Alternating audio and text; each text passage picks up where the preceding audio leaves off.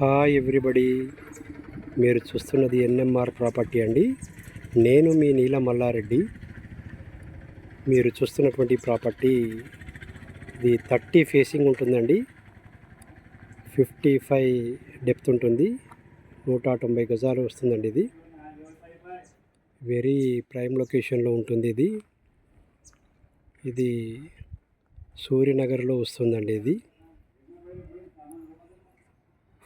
Suryanagar 4/A నుంచి walkable డిస్టెన్స్లో ఉంటుంది ప్లాట్. ఇది నార్త్ ఫేస్లో ఉంటుంది.